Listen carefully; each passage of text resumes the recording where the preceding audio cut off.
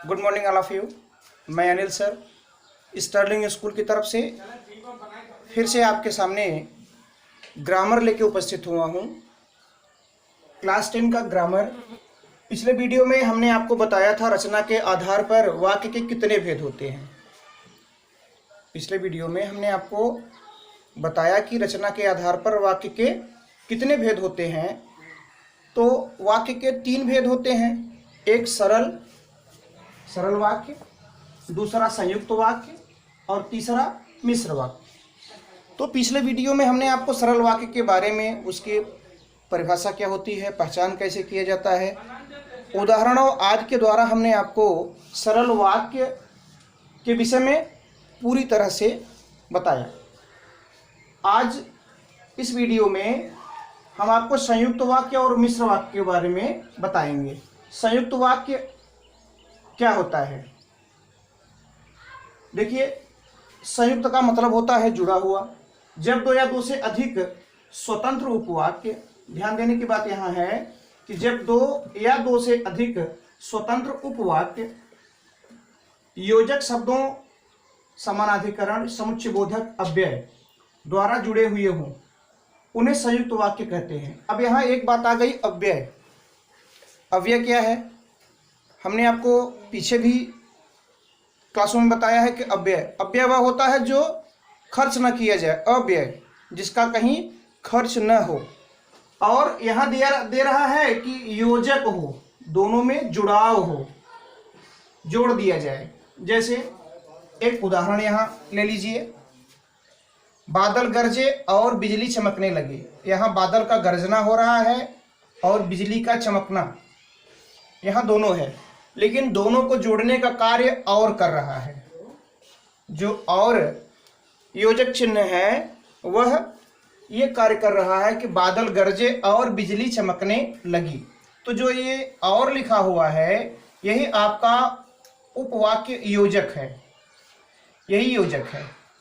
दूसरा उदाहरण देखिए, गंगा तट पर नहा लेना या मुंह धो लेना। दूसरे एग्जाम्पल में है कि गंगा तट पर नहा लेना या मुंह धो लेना। अब यहाँ है या, ये जो या शब्द है यही दोनों को जोड़ने का काम कर रहा है, योजक का काम कर रहा है। तो ये आपका ये जो है या, यही संयुक्त वाक्य को, दोनों को जोड़ने में योजक का कार्य कर रहा है। गंगा तट पर नहा लेना या मुंह धो लेना। उपयुक्त उदाहरणों में, यहाँ ध्यान दीजिए, उपयुक्त उदाहरणों में वाक्य के अंतर्गत क्या आएंगे? या, इसलिए, नहीं तो, परंतु, अथवा, ये अव्यय शब्दों से जुड़े हुए हैं। कुछ उदाहरण हमने दिया, 2 उदाहरण यहाँ है, 4-5 उदाहरण है, तो उसमें हमने 2 को ही रखा है। एक में और है, दूसरे में या है। तो ऐसे ही जिस शब्दों में उपयुक्त उदाहरणों में वाक्य या आए, इसलिए आए, नहीं तो आए, परंतु आए, अथवा आए, ऐसे अव्यय शब्दों से अगर उन दोनों में जुड़ाव हो, आया हो, तब आप जो है ध्यान रखिएगा कि वो संयुक्त वाक्य हैं। ठीक है, फिर एक बार देख लीजिए कि जब दो या दो से अधिक स्वतंत्र उपवाक्य योजक, समानाधिकरण, समुच्चयबोधक, अव्यय द्वारा जुड़े हुए हों तो उन्हें संयुक्त वाक्य कहते हैं। तो उन्हें क्या कहेंगे? संयुक्त वाक्य। ठीक है।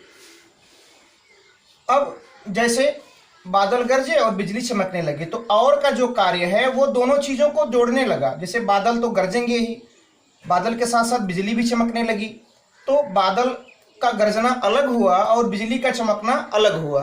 तो दोनों को जोड़ने का जो कार्य कर रहा है वो और कार्य कर रहा है, इसलिए यहाँ संयुक्त वाक्य बन रहा है। दूसरे में गंगा तट पर नहा लेना या मुंह धो लेना। आपको गंगा तट पर नहाना भी है और मुंह को धोना भी है, तो आप या तो नहा लेंगे या तो फिर क्या करेंगे? मुंह धो लेंगे। तो गंगा तट पर नहा लेना या मुंह धो लेना, दोनों कार्यों में से कोई एक कार्य कर लेना। लेकिन यहाँ क्या दिया है? या, वहां निश्चित नहीं है, इसलिए यहाँ आपका या जो है वो दोनों में उपवाक्य बन करके योजक का निर्धारण कर रहा है। उपयुक्त उदाहरणों में वाक्य या, इसलिए, नहीं तो, परंतु, अथवा अव्यय शब्दों से जुड़े हुए होते हैं। योजकों की सहायता से जुड़े होने के कारण ये संयुक्त वाक्य कहलाते हैं। यहाँ फिर से ध्यान देने वाली बात है कि योजकों की सहायता से, ये जो योजक शब्द यहाँ दिखाई दे रहे हैं, इनकी सहायता से, योजकों की सहायता से जुड़े होने के कारण, योजकों की सहायता से जुड़े होने के कारण इन्हें आप क्या कहेंगे? संयुक्त वाक्य कहेंगे। ठीक, अब आइए यहाँ इसके पहचान के कुछ नियम यहाँ दिए हुए हैं।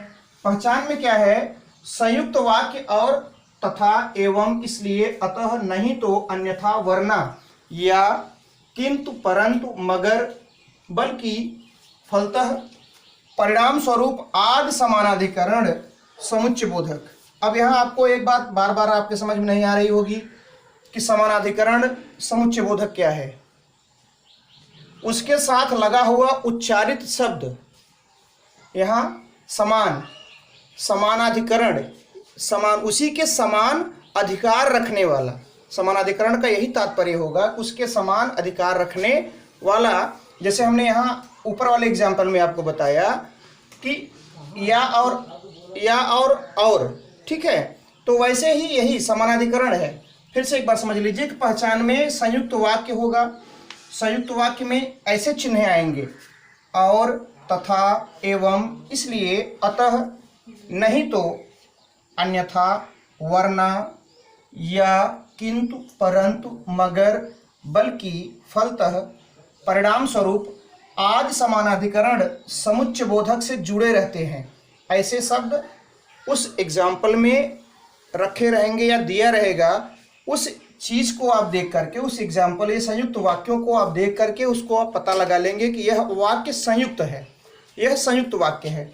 ठीक, अब यहाँ यदि इन योजकों को हटा दिया जाए तो प्रत्येक संयुक्त वाक्य के दो दो स्वतंत्र वाक्य बन जाएंगे। जैसे ऊपर वाला ही एग्जाम्पल आप ले लीजिए, तो अगर यहाँ से ये दो जो 20 के उसके योजक चिन्ह हैं, ये अगर इनको हम हटा दें तो ये दो हो गया, एक तो बादल का गर्जना हो गया और दूसरा बिजली चमकने लगी।